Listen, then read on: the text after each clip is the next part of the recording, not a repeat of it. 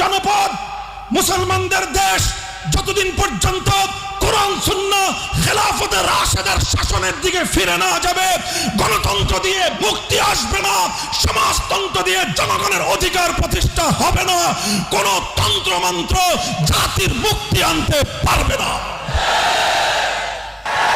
সঙ্গে কূটনৈতিক সম্পর্ক ছিন্ন করেন, এর জন্য যদি ইউরোপীয় ইউনিয়ন আমাদের উপর কোনো অবরোধ আরোপ করতে চায়, ইউরোপীয় ইউনিয়নকে বৃত্তাঙ্গুলি প্রদর্শন করেন।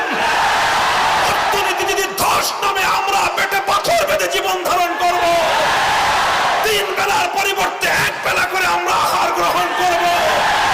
আহার গ্রহণ করতে না পারি, নবীর ইজ্জত পক্ষে ধারণ করে জীবন দেওয়াকে নিজেদের জন্য গৌরব মনে করব।